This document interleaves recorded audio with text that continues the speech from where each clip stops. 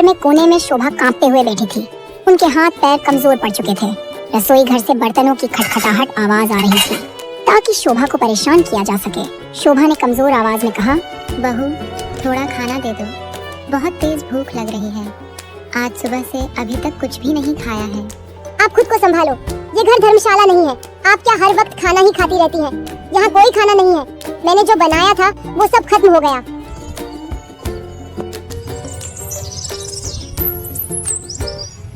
अगले दिन शोभा भूख से तड़प रही थी। उसने अपनी बहू रीमा से अपने लिए फिर से खाना मांगा। लगता है अब तो इसे घर से निकालना ही होगा, लेकिन कैसे? मुझे कुछ ऐसा करना होगा कि ये खुद ब खुद इस घर को छोड़कर चली जाए। उसने अपनी आंखें लाल कर ली और कांपती आवाज में सुरेश से कहा, सुरेश अब ये मेरा घर नहीं रहा। अब मैं यहाँ नहीं रह सकती। अब मुझे अपने मायके जाना है। कल जब मैंने माँ जी से कहा कि खाना खत्म हो गया है तो उन्होंने मुझे बहुत बुरा भला कहकर अपमानित किया। उन्होंने कहा कि मैं इस घर में रहने लायक नहीं हूँ। क्या सच में माँ ने तुमसे ऐसा कहा?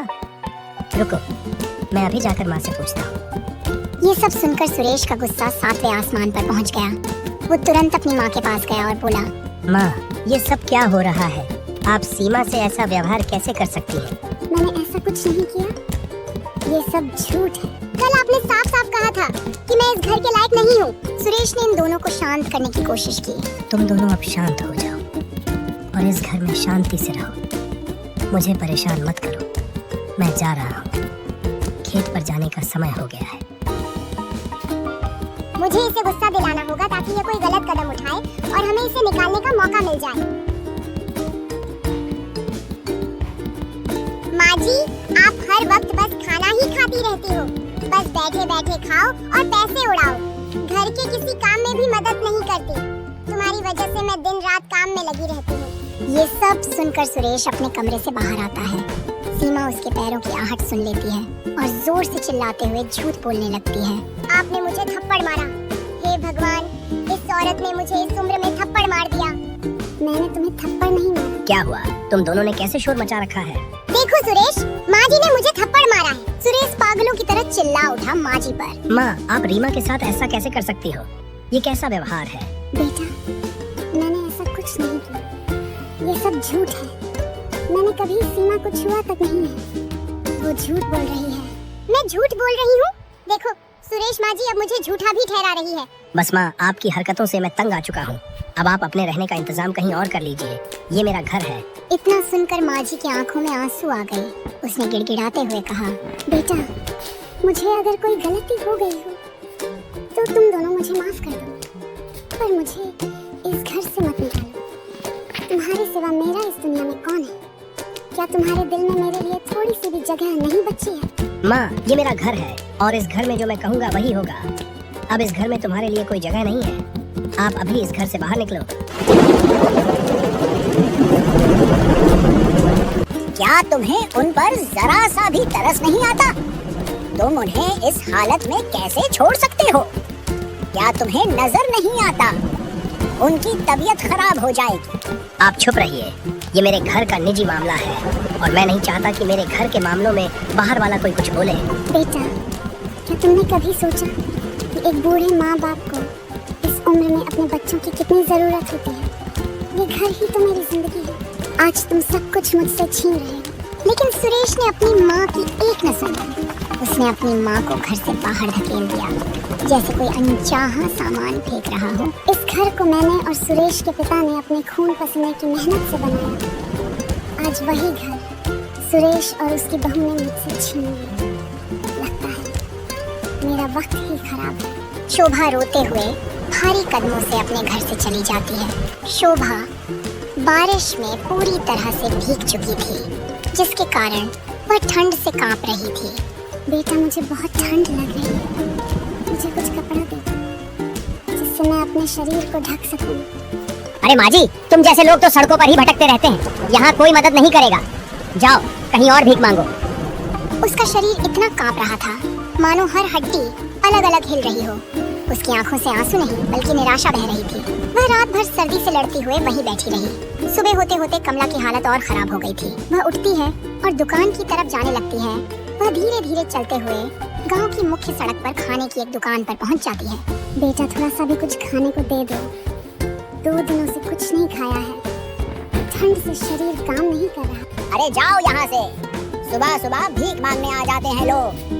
भीख मांगने के बजाय कोई काम क्यों नहीं कर लेती? जिंदगी भर आराम किया होगा, अब भूख तो। उसके चारों तरफ लोग आते जाते रहते हैं, लेकिन कोई भी उसकी मदद नहीं करता। देखो भाई, हम क्या कर सकते हैं? वो तो सुरेश की माँ है। देखो बेचारी की कैसी हालत हो गई है, लेकिन हम कर भी क्या सकते हैं?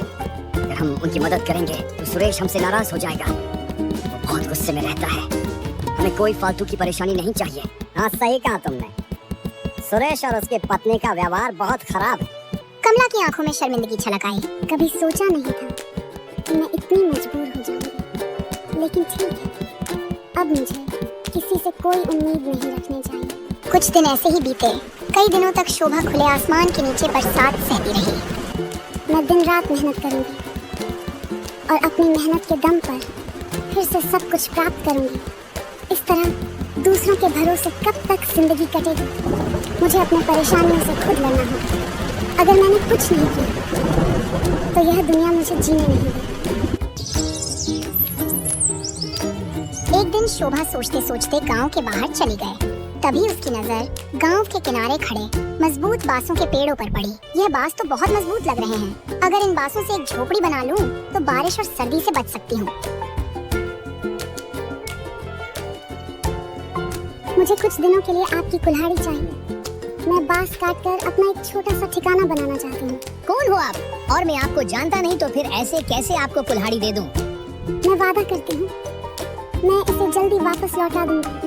तुम्हारी दया से मैं अपना ठिकाना बना लूंगी। ठीक है, ले जाओ, लेकिन याद रखना इसे जल्दी लौटाना। मुझे भी इसकी जरूरत है। शोभा ने कुल्हाड़ी ली और गांव के बाहर बांस के पेड़ों के पास पहुंची। फिर उस बांसों को एक विशेष तरीके से जोड़कर एक छोटी सी झोपड़ी बना ली। अब कम से कम इस बारिश और धूप से बच सकूंगी।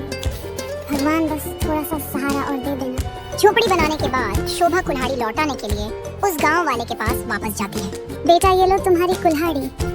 मेरा काम हो गया है। तुम्हारा बहुत बहुत धन्यवाद। तुम्हारी ईमानदारी देखकर अच्छा लगा। अब इस कुल्हाड़ी को अपने पास ही रखो। मैंने नई कुल्हाड़ी खरीद ली है।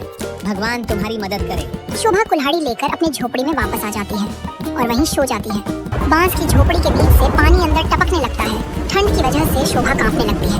मैंने तो झोपड़ी को अच्छी तरह से बनाया था, फिर भी झोपड़ी के अंदर पानी टपक रहा है। मुझे उस छेदों को बंद करना होगा। शोभा जंगल की तरफ जाने लगती है। उस झोपड़ी को ढकने के लिए कुछ चीजें ढूंढ रही थी। उतने में अचानक उसकी नजर केले के पेड़ों पर पड़ी।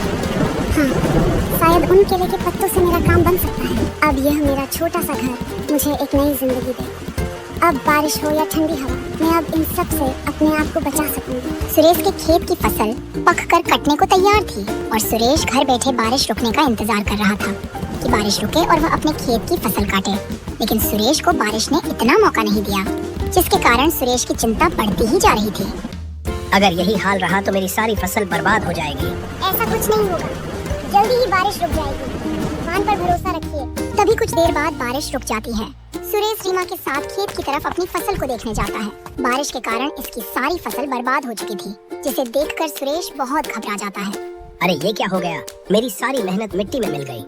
हे ईश्वर, ये तूने क्या किया? मैं बर्बाद हो गया सीमा। अब क्या होगा? इस बारिश की वजह से हमारी सारी फसल बर्बाद हो गए है।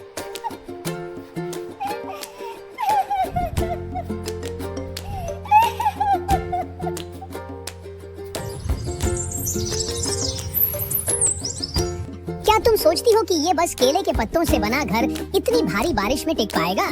तुमने भी क्या मजाक किया है माँ जी? ये घर इस बारिश में कोई काम नहीं करेगा। इससे अच्छा है कि कोई पक्का मकान बना लो और उसी में रहो। आप भी क्या माँ जी इस उम्र में घर बनाती फिरती हो? कहीं जाकर डूब मरो। इतना कहकर सभी गांव वाले चले जाते हैं। एक दिन फिर से भयंकर बारिश शुरू हो गई। लगता है पिछले साल से कहीं ज्यादा भयानक बारिश का तांडव होने वाला है। और वह शोभा की झोपड़ी से गुजर रहा था। शोभा ने उसे देखा। अरे बेटा, इतनी तेज बारिश और ठंड में तुम बाहर क्यों खड़े हो? और तुम्हारा शरीर तो ठंड से कांप रहा है। तुम पूरी तरह भीग गए।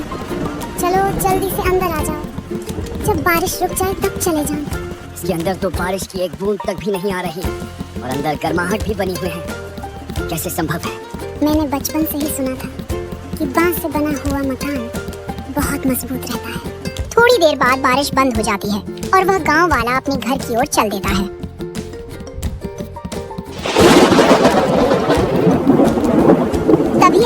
फिर से भयानक बारिश शुरू हो जाती है और चारों तरफ पानी ही पानी भर जाता है। सभी के घर बाढ़ में डूबने लगते हैं। अब हम सब क्या करें? इस बारिश ने तो हमारे घरों का इतना नुकसान कर दिया है। अब हम ऐसी बारिश में कहाँ जाएं? हाँ, ऐसी बाढ़ में हमारे बीवी बच्चों का क्या होगा? मुझे तो लगता है इस बारिश से बचने का कोई रास्ता नहीं। देखो भैया, हमें सबको शोभा माँ के घर चलना चाहिए। मैं वहाँ होकर आया था। उनका घर सचमुच बहुत मजबूत है। मुझे यकीन है कि इस बाढ़ का उनके घर पर कोई असर नहीं हुआ होगा। शोभा माँ ये हमेशा कहती थी कि उसका घर बहुत मजबूत है और इस बारिश का उसके घर पर कोई असर नहीं होगा। लगता है उन्होंने सही कहा। हमें उनके घर ही जाना चाहिए। अगर हम यहाँ से जल्दी नहीं निकले तो हम सब इस बारिश में डूब जाएंगे। माँ जी, हमें बचा लो, हमारी मदद करो। इस बारिश में हमारे घर डूब चुके हैं, कृपया हमारी मदद करो। अरे बेटा, इसमें पूछने वाली कौन सी बात है? तुम सब जल्दी से अंदर आ जाओ, बारिश बहुत तेज हो रही है। गांव वाले धीरे धीरे शोभा के घर में इकट्ठा हो जाते हैं और वे सभी लोग शोभा का धन्यवाद करते हैं। तुम्हारे घर में सचमुच कोई जादू है माँ जी। यहाँ तो बारिश का एक बूंद भी नामो निशान नहीं है। हम सब आपके आभारी हैं। देखो, हम सब जो सोच रहे थे वही हुआ। हमें इस घर में बारिश की कोई तकलीफ नहीं होगी। माँ, हमें माफ कर दीजिए। हमने आपको घर से निकालकर बहुत बड़ी गलती कर दी। हमें हमारी गलती का एहसास हो गया है। हाँ माँ जी, हमें माफ कर दीजिए। अनजाने में हमसे बहुत बड़ी गलती हुई थी। बेटा, यही तो है साथ में रहने का असली मतलब। जब हम सभी लोग एक साथ में रहते हैं तो किसी भी मुश्किल का सामना करना बहुत आसान हो जाता है। मैंने इस घर के चारों तरफ केले के पत्तों का इस्तेमाल किया है, इसीलिए इस घर के अंदर बारिश की एक बूंद तक नहीं आ रही। कुछ दिन बाद बारिश रुक जाती है और सभी लोग खुशी खुशी अपने घर लौट जाते हैं।